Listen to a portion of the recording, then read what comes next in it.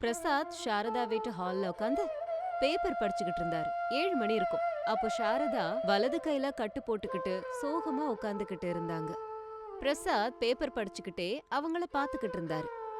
ரமேஷ் ஆபீஸ்க்கு கிளம்பி பேக்கோட வெளியில வந்தான். அனாமிகா கிச்சன்ல இருந்து காஃபிய கொண்டு வெளியில வந்தா. என்னங்க, என் நிலைமைய பாத்தீங்களா? சரியா சமையல் போட்டி நாளைக்கு நடக்க போகுது.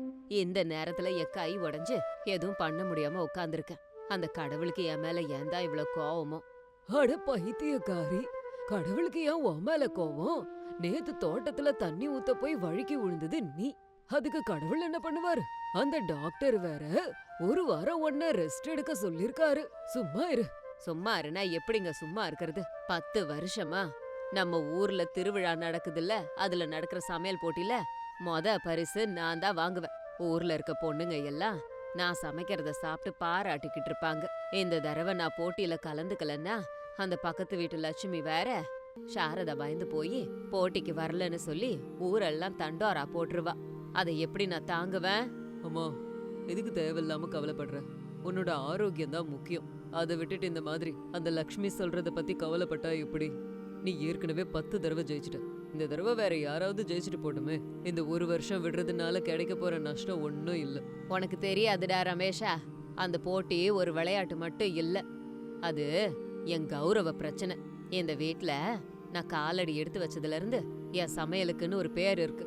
இப்போ இந்த கட்டை கட்டிக்கிட்டு கரண்டிய தூக்க முடியாது. மனசே ரொம்ப கஷ்டமா இருக்குடா. அத்த, உங்க ஆரோக்கியத்தை விட வேற எதுவுமே எங்களுக்கு முக்கியமே கிடையாது. ஆனா நீங்க கலந்துக்கலன்னா என்ன? உங்க சார்பா உங்க பிரதிநிதி நான் கலந்துக்கலாம் இல்லையா? நீயா? நீ போட்டியில கலந்துக்குவியா அனாமிகா? ஆமா அத்த, கண்டிப்பா நான் கலந்துக்கிறேன். உங்க மருமகளா உங்க கௌரவத்தை நிலைநாட்ட வேண்டிய கடமை என்கிட்ட இருக்குல்ல. உங்க பேர்ல நானே சமையல் போட்டியில கலந்து ஜெயிக்கிறேன். பாத்தியா சாரதா, ஓ மருமக உனக்கு நல்ல செய்தி சொல்லிருக்கா. உனக்கு தகுந்த மருமக. நீ எப்படியும் சமைக்க முடியாது. அனாமிகாவை நீ தயார் பண்ணு. சமையல் எப்படி பண்ணணும்னு சொல்லி கூட போதும். ஆமாமா, அனாமிகாவும் ரொம்ப நல்லா சமைப்பா. அதுவும் அந்த காலத்து சாப்பாடு ரொம்ப நல்லா பண்ணுவா. இந்த வருஷம் நம்ம வீட்ல இருந்து புது ருசியா அவங்களும் அனுபவிச்சுட்டு போட்டுமே. கண்டிப்பா அனாமிகா ஜெயிப்பாமா.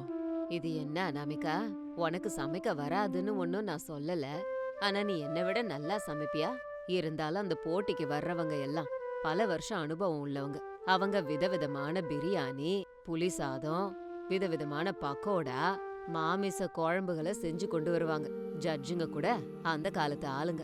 அவங்க அசர்ற மாதிரி நீ சமைப்பியாமா? நீ சிட்டில வளர்ந்த பொண்ணு. எங்க ஊர் ஆளுங்க ருசி உனக்கு எப்படி தெரியும்?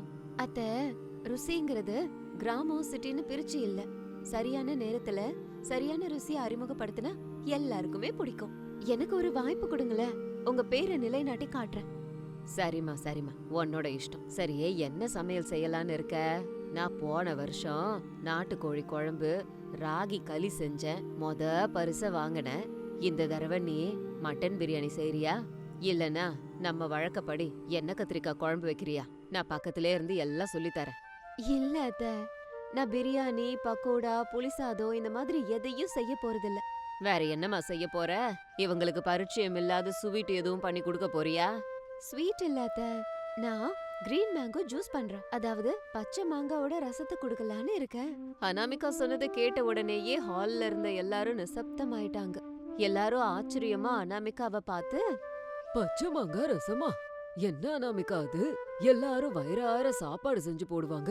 நீ வெறும் கிரீன் மேங்கோ ஜூஸ்னு சொல்லிக்கிட்டு இருக்கிய? ஆமா அனாமிகா, அப்பா சொல்றதும் வாஸ்தவம் தான். அது சமையல் போட்டி இல்லையா? எல்லாரும் மாங்குன்னு சமைச்சு சாப்பாடு போடுவாங்க. நீ என்னடானா சிம்பிளா ஒரு கிரீன் மேங்கோ ஜூஸ் போட போறேன்னு சொல்லிக்கிட்டு இருக்க. முடிஞ்சு போச்சு.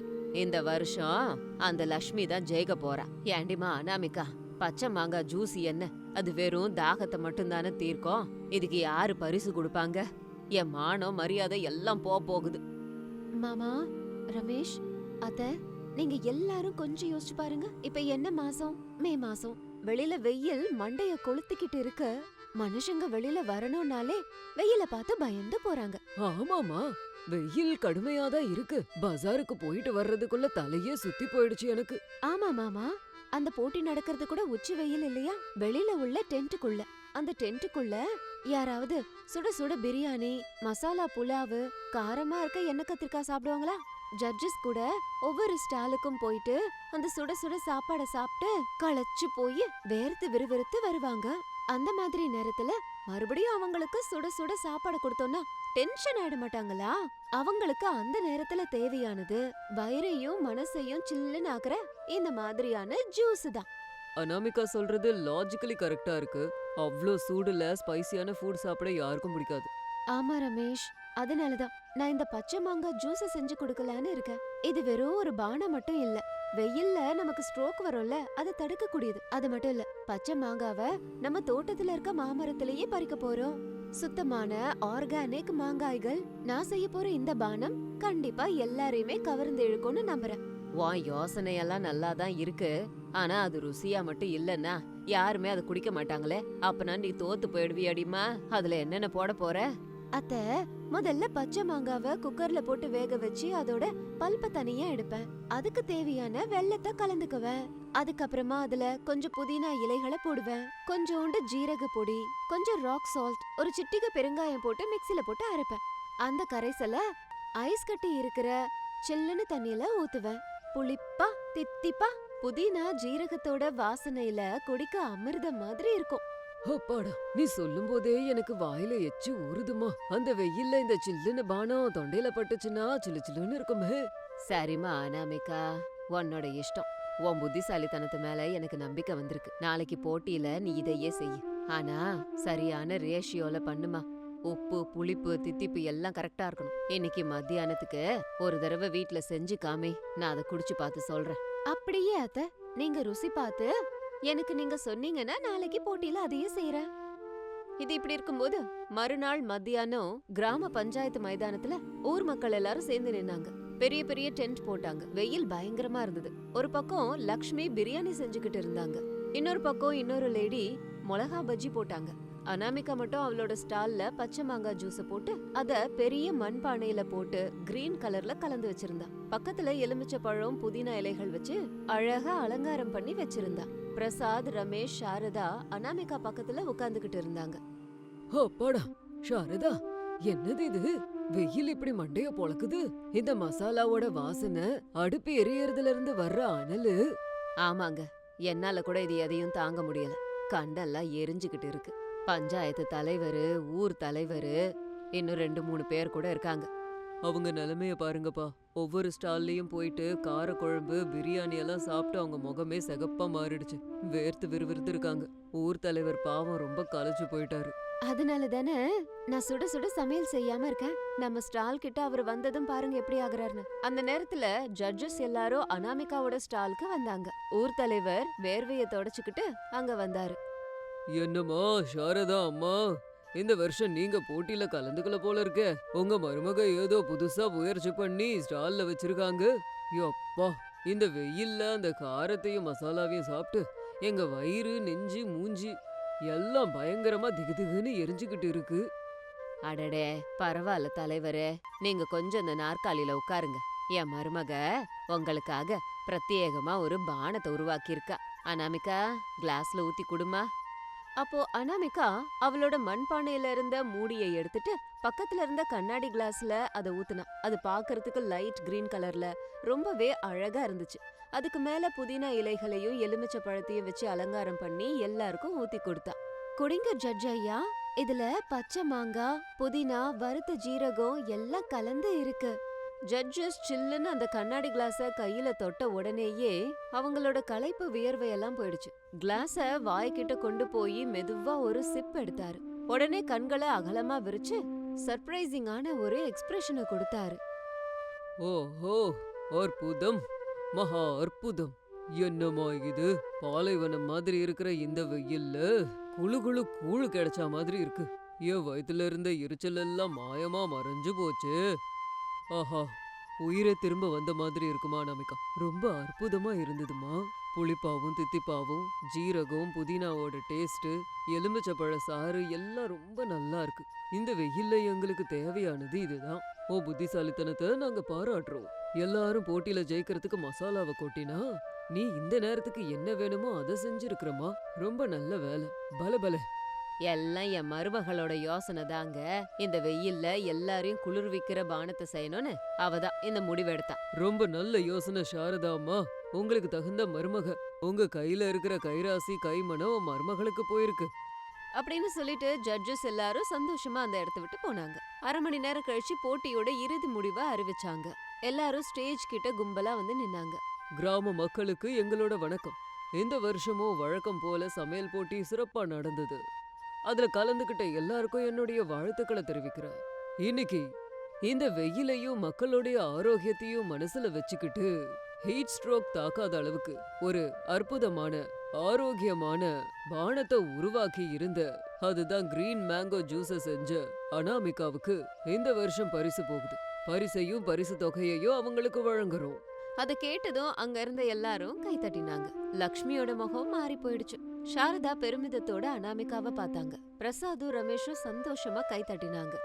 அனாமிகா மேடம், தயவு செஞ்சு ஸ்டேஜுக்கு வந்து உங்களோட பரிசையும் தொகையையும் வாங்கிக்கோங்க. அப்ப அனாமிகா சின்ன புன்னகையோட ஸ்டேஜ் மேல ஏறினா. ஊர் தலைவர் பெரிய ட்ரோஃபிய அனாமிகா கையில கொடுத்தாரு. அனாமிகா மைக்க வாங்கி பேசினா. எல்லாருக்கும் வணக்கம். இந்த பரிசு பெற்றதுல நான் ரொம்ப சந்தோஷப்படுறேங்க. ஆனா உண்மையிலேயே இந்த பரிசுக்கு உண்மையான அருகதை உள்ளவன் நான் கிடையாது. என்னோட மாமியார் சாரதா தான். கடந்த 10 வருடங்களா அவங்களோட சமையலால உங்க எல்லாரோட அபிமானத்தை பெற்ற என்னோட அத்தை இன்னைக்கு கையில அடிபட்டதுனால போட்டியில கலந்துக்க முடியாம போச்சு. ஆனா அவங்க கொடுத்த தைரியம், அவங்க சொல்லி கொடுத்த சமையலால தான் இன்னைக்கு உங்க எல்லார் முன்னாடியும் இவ்ளோ பெரிய பரிசு பெற்று சந்தோஷமா நின்னுட்டு இருக்கேன். அதனால இந்த வெற்றி என் அத்தைய தான் சாரும் அப்படின்னு சொல்லி அனாமிகா ஸ்டேஜை விட்டு இறங்கி வந்து அவளோட ட்ராஃபிய தன்னோட மாமியார் கையில கொடுத்து அழகு பார்த்தா.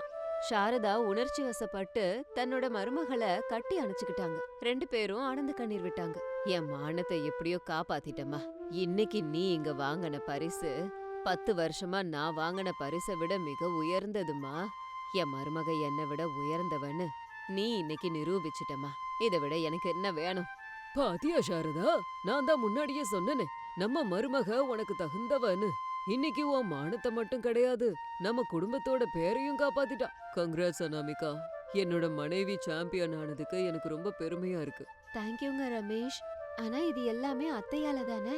சரி சரி, வெயில்ல நின்னுட்டு இருந்தது போதும். வாங்க எல்லாம் வீட்டுக்கு போகலாம். பானையில ஜூஸ் இருக்கா? ஆளுக்கு ஒரு கிளாஸ் குடிச்சிட்டு கிளம்புவோம். எனக்கு அதை திரும்ப திரும்ப குடிக்கணும் போல இருக்கு அப்படின்னு சொல்லி எல்லாரும் சிரிச்சாங்க. அனாமிகா பச்சை மேங்கோ ஜூஸ குடும்ப உறுப்பினர்கள் எல்லாருக்குமே கொடுத்தா. எல்லாரும் சந்தோஷமா அந்த பானத்தை குடிச்சு சந்தோஷமா சிரிச்சு அனாமிகாவை பாராட்டிட்டு வீட்டுக்கு போனாங்க. இது இன்னைக்கு ஸ்டோரி. இதே மாதிரி இன்னொரு ஸ்டோரியோட உங்களை வந்து மறுபடியும் மீட் பண்றேன். அது வரைக்கும் bye bye, see you. Prasad Sharada தம்பதிக்கு ரமேஷ், சுரேஷ், அருண்னு 3 பசங்க இருக்காங்க. அவங்களுக்கு அனாமிகா, அவனி, அஞ்சலிங்கிற 3 மனைவிகள் இருக்காங்க. அந்த வீட்ல மாமியார் மருமகள்களுக்கு நடுவுல எப்ப பார்த்தாலும் யுத்தம் நடந்துகிட்டே இருக்கும். மருமகள்கள் மாமியார் முன்னாடி பணிவா இருக்க மாதிரி நடிச்சு பின்னாடி திட்டுவாங்க. சாரதா எப்ப பார்த்தாலும் அவங்க கிட்ட குறை கண்டுபிடிச்சுக்கிட்டே இருப்பாங்க. ஒரு நாள் அவங்களோட வீட்டு சண்டை உச்ச ஸ்தாய்க்கு போக ஆரம்பிச்சுது.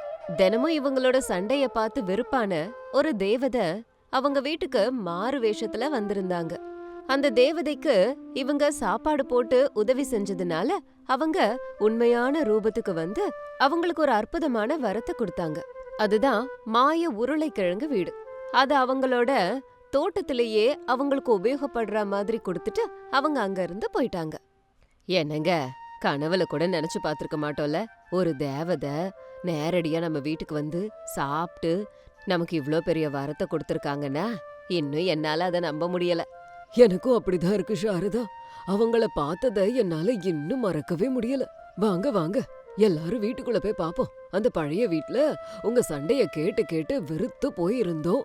அப்பா, அந்த தேவதை சொன்ன மாதிரி இந்த வீடு மொத்தமும் உருளைக்கிழங்குல செஞ்சிருக்கா. கேக்குறதுக்கே வாய் ஊறுதுப்பா. அடடா, நீங்க சாப்பிடுறதுக்காக பிறந்தவர் மாதிரியே பேசிட்டு இருக்கீங்க. அந்த தேவதை கொடுத்த வீட்டை நம்ம சுத்தமா பாத்துக்கணுங்க, இல்லையா அத்த?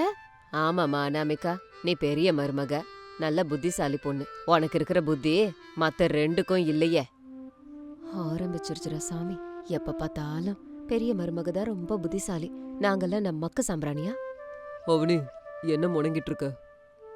அது ஒண்ணும் இல்லைங்க, வீடு நல்லா இருக்கேன்னு சொல்லிக்கிட்டு இருந்தேன். அத்தை, எதுக்கு வெயிட் பண்ணிக்கிட்டு? வாங்க உள்ள போய் பாப்போம். காலெல்லாம் ரொம்ப வலிக்குது. உள்ள எங்கேயாச்சும் உருளைக்கிழங்குல மெத்து மெத்துன்னு சோஃபா செஞ்சு வச்சிருந்தா நல்லா இருக்கும். எப்ப பார்த்தாலும் ரெஸ்ட் எடுக்கணும்னு தான் தோணுமா உனக்கு? ஒரு நாளாவது சுறுசுறுப்பா இருந்திருக்கியா நீ? அவளை விடுடா அருணு. அவளுக்கு ஏதாவது ஒரு சாக்கு வேணும் உட்கார்றதுக்கு. வாங்க எல்லாம் உள்ள போய் பாப்போம் அப்படின்னு நினைச்சு குடும்பமே தோட்டத்துல இருந்த அந்த உருளைக்கிழங்கு வீட்டுக்கு எல்லாரையும் கூப்பிட்டுக்கிட்டு உள்ள வந்து பார்த்தாங்க. வீடு மொத்தமும் விந்தையா அற்புதமா இருந்தது. செவரு, நாற்காலி, மேஜை, எல்லா விதமான ஃபர்னிச்சரும் உருளைக்கிழங்கு அதனோட பொருட்களை வச்சே செய்யப்பட்டதா இருந்தது. வீடு முழுக்க சுட சுட ஆலு சமோசா, ஆலு ஃப்ரை வாசனையாவே இருந்துச்சு. ஆஹா, இந்த வீடு அற்புதமா இருக்கு. அந்த நாற்காலிய பாருங்க, தங்க நிறத்துல பிரெஞ்சு ஃப்ரைஸாலேயே செஞ்சிருக்கு. அத்த, டைனிங் டேபிள பாருங்களேன். உருளைக்கிழங்கு சீவி கட்ட கட்டமா கட் பண்ணி மஞ்சத்தூள் மிளகா பொடி போட்டு வறுக்க ரெடியா வச்சிருக்க மாதிரியே இருக்கு. ஆஹா, வாசனை அமோகமா இருக்கு. எனக்கு பசிக்குதே, நான் ஒன்னு சாப்பிட போறேன். நில்லுடா, இது தேவதை கொடுத்த வீடு. எதையாவது சாப்பிட்டு ஏதாவது ஆக போகுது. என்ன ஆக போகுது அத்த? சாப்பிட்டா வயிறு நிறைய போகுது. எனக்கு ஏற்கனவே கலப்பா இருக்கு. நான் ஒண்ணு சாப்பிட போறேன்பா. இப்படி ஒருத்தர் மாத்தி ஒருத்தர் தங்க தட்டுல இருந்த மாய உருளைக்கிழங்கு ஃப்ரைய சாப்பிட்டுக்கிட்டே இருந்தாங்க. சாரதா பிரசாதால கூட இனிமே கட்டுப்படுத்த முடியாதுன்னு ஒன்னு எடுத்து சாப்பிட்டாங்க. ஆனா இதுல யாருக்குமே தெரியாத விஷயம் என்னன்னா, அந்த உருளைக்கிழங்க சாப்பிட்டவங்க மனசுக்குள்ள எதையும் வச்சுக்காம உள்ள என்ன நினைக்கிறாங்களோ ஃபில்டரே இல்லாம வெளியே சொல்லிடுவாங்க. உண்மைய மட்டும்தான் பேச ஆரம்பிப்பாங்க. 5 நிமிஷம் கழிச்சு மாய உருளைக்கிழங்கோட வேலை ஆரம்பிச்சுது. ஐயையோ, என் மூளையெல்லாம் குழம்பன மாதிரி இருக்கு. நாக்க அடக்கவே முடியல. எனக்கு கூட அப்படிதான் இருக்கு. என் மனசுல உள்ள எல்லாத்தையும் வெளியில சொல்லிடணும் போல இருக்கு. முதல்ல வாய மூட அனாமிகா. பெரிய புத்திசாலி மாதிரி வெளிய காட்டிக்கிற. ஆனா உன்னை விட கொடுமைக்காரி வேற எவளும் இல்ல. ஆமா ஆமா, நான் தான் கொடுமைக்காரி. நீங்க மட்டும் என்ன சும்மாவா? என் முகத்து முன்னாடி என்ன புகழுவீங்க? ஆனா உங்க சொத்தை மட்டும் தோ நிக்குதுங்களே 2, இந்த 2த்து மேலேயும் தான் எழுதி வச்சிருக்கீங்கன்னு எனக்கு தெரியும். உங்க நாடகம் எனக்கு தெரியாதா? அனாமிகா, என்ன அம்மா கிட்ட இப்படிலாம் பேசுற? உனக்கு என்ன பைத்தியம் முடிச்சிருச்சா? நீ வாய மூடு ரமேஷ். உனக்கு வெக்கமே இல்ல? எப்ப பார்த்தாலும் அம்மா முந்தானைய புடிச்சிட்டு சுத்துற. வீட்ல நான் எல்லா வேலையும் செஞ்சுக்கிட்டு இருக்கேன். ஒரு நாளாவது எனக்கு நீ உதவி செஞ்சிருப்பியா? உன்னை கட்டிக்கிட்டதுக்கு ஒரு பிச்சைக்காரனை கட்டி இருந்திருக்கலாம். அவனாவது என்ன சந்தோஷமா வச்சிருப்பான். ஆமா, எனக்கு வெக்கமே கிடையாது. எனக்கு வீட்டு வேலை செய்யணும்னா பிடிக்கவே பிடிக்காது. அதனால தான் அம்மா பின்னாடியே சுத்திக்கிட்டு இருக்கேன். ஆமா, நான் என்ன உன்னை புடிச்சு கல்யாணம் பண்ண நினைச்சியா? எங்க அப்பா சொன்னதுனால தான் பண்ணிக்கிட்டேன். உன் கையால சாப்பிட்டு சாப்பிட்டு என் நாக்கே செத்து போச்சு. என்னது, நான் உன்னை பலவந்தப்படுத்தினா? உன் மாமியார் தந்த அதிக வரதட்சணையால தான் உன்கிட்ட அப்படி சொன்னேன். இந்த வீட்ல என் பேச்ச எவன்டா கேக்குறீங்க? இந்த குடும்பத்துல இருக்கவே எனக்கு சுத்தமா பிடிக்கல. என்னங்க, என்ன பேசுறீங்க? என்னையும் என் பிள்ளைங்களையும் பார்த்தா வெறுப்பா இருக்கா? பின்ன என்ன சாரதா, எப்ப பார்த்தாலும் உன் மருமகள்களோட போராட்டம் பண்ணிக்கிட்டு இருக்க. காலையில எழுந்தா சாம்பார்ல உப்பு இல்ல, பொரியல்ல காரம் இல்ல, இது துணிய சரியா துவைக்கல, அது பாத்திரத்தை சரியா தேய்க்கல, இதேதான் காலையில எழுந்திருச்சதுல இருந்து சொல்லிட்டு இருக்க. அத கேட்டு ஆஹான்னு செவிட மாதிரி நடிக்கிற. மாமா, நீங்க சூப்பர். இந்த வீட்ல இருக்கணும்னா இப்படிதான் நடிச்சாகணும். நான் கூட தினமும் அப்படிதானே நடிச்சுக்கிட்டு இருக்கேன். என்ன சொன்ன? நடிச்சுக்கிட்டு இருக்கியா? ஆமா அத்த, தினமும் காலையில 5 மணிக்கு எழுந்திருச்சு பூஜை பண்றேன்னு உங்ககிட்ட சொல்லிட்டு இருக்கேன்ல, அதெல்லாம் ஒண்ணும் கிடையாது. நான் 7 மணி வரைக்கும் போர்வைய போத்திக்கிட்டு தூங்குவேன். நீங்க வர்ற நேரத்துக்கு கண்ணை திறந்து கடவுள் முன்னாடி உட்காந்துப்பேன். என்னது? அப்ப அந்த பிரசாதத்தை யார் செய்றா? நான் எங்க செஞ்சேன்? ராத்திரி மீந்த சாப்பாடுல கொஞ்சம் நெய் வெல்லத்தை போட்டு கடவுள் முன்னாடி வைப்பேன். அததான் பிரசாதம்னு கொண்டு வந்து உங்ககிட்டயும் கொடுப்பேன். என்ன அவனி, கடவுள்கிட்டயே பொய்யா நடிக்கிற? நீ எல்லாம் ஒரு மனுஷியா? ஓஹோ, நீ என்ன பெரிய ஸ்ரீராமன்னு நினைப்பா? உன் ஆஃபீஸ்ல ஓவர் டைம்னு சொல்லிட்டு பொண்ணுங்க ஃப்ரெண்ட்ஸோட ரீல்ஸ் எடுத்துக்கிட்டு இருக்க. பிரைவேட் அக்கௌண்ட் வச்சிருந்தா எனக்கு எதுவும் தெரியாதா? பெரிய பில்டப் கொடுத்துக்கிட்டு இருக்க. சம்பாரிச்சு சூட்கேஸ்ல வச்சுக்கிட்டு இருக்க. உன் சம்பளத்தை விட நான் ஆன்லைன்ல வாங்குற புடவை அதோட விலை அதிகம். ஆமா, பண்ண சினிமாக்கு கூட போனேன். வீட்ல உங்க போராட்டம் தாங்க முடியாம தான் போறேன். என்னோட சேலரியில கொஞ்சத்தை நீ ஆன்லைன் ஷாப்பிங் பண்ணவும் பொருள் வாங்கி உங்க வீட்டுக்கு அனுப்புறது எனக்கு தெரியாதுன்னு நினைச்சியா? எல்லாம் எனக்கு தெரியும். அப்பாடா, நீங்க எல்லாரும் உண்மைய சொல்றத பாக்கும்போது ஆனந்தமா இருக்கு. இந்த வீடு எல்லார்கிட்டயும் இருக்கிற உண்மைய புழிஞ்சு பிதுக்கி எடுக்குது. என்னடி அஞ்சலி, நீ மட்டும் ரொம்ப சிரிக்கிற? நீ மட்டும் நான் ரொம்ப நல்லவளா? உன் உண்மையையும் சொல்லு. நான் நல்லவன் என்னைக்காவது சொல்லிருக்கேனா? என் சோம்பேறித்தனத்தை பார்த்து அப்பப்ப கொஞ்சம் வருத்தமா இருக்கும். என் உடம்புல எனக்கு எந்த வலியும் கிடையாது. நீங்க எனக்கு வேலை கொடுப்பீங்கன்ற பயத்துல அங்க வலிக்குது இங்க வலிக்குது அம்மம்மா அப்பப்பான்னு சொல்லுவேன். அடியே ராட்சசி, நேத்தி உனக்கு சுடு தண்ணிய சுட சுட போட்டு ஒத்தடம் கொடுத்தேன், அது கூட பொய்யா? ஆமா பொய்யே. இதெல்லாம் அப்பப்ப சொன்னாதானே நமக்கு இந்த வீட்ல கொஞ்சம் மரியாதை கிடைக்குது. மாமியார் மருமகளுக்கு சேவை செஞ்சா அப்பா அதோட கிக்கே வேற தெரியுமா? பயங்கர ஜாலியா என்ஜாய் பண்ண. அடிச்சு அஞ்சலி, நீ இப்படிலாம் ஏமாத்துவேன்னு நான் நினைக்கவே இல்ல. அம்மா உன்னை இவ்ளோ நல்லா பாத்துக்கறாங்க. பாத நிறுத்து. உங்க அம்மா என்ன நல்லா பாத்துக்கறாங்களா? எங்க வீட்ல இருந்து நான் கொண்டு வந்த வளையல பீரோக்குள்ளார வச்சுக்கிட்டு ஊரு முழுக்க போய் நான் தான் இவளுக்கு எடுத்து கொடுத்தேன்னு டப்பா அடிச்சுக்கிட்டு இருக்காங்க தெரியுமா? ஆமாவா இல்லையா அத்தை? ஆமா, உங்க அம்மா பெரிய வளையல வாங்கி கொடுத்துட்டா. ஊர்ல இருக்கவங்க மட்டும் அதை பார்த்தாங்கன்னா மூஞ்சில காரி துப்புவாங்க. அதனால அதை ஒளிச்சு வச்சுட்டு நான் காசு போட்டு வாங்கி கொடுத்துருக்கேன். புது வளையல்னு கூட தெரியலையா? நீங்க 3 பேரும் இந்த வீட்டுக்கு வந்த தரித்திரங்க. என்னைக்காவது என்ன நீங்க ஒரு அம்மாவா பாத்திருக்கீங்களா? எங்களை நீங்க சொந்த மகளா பாத்திருக்கீங்களா?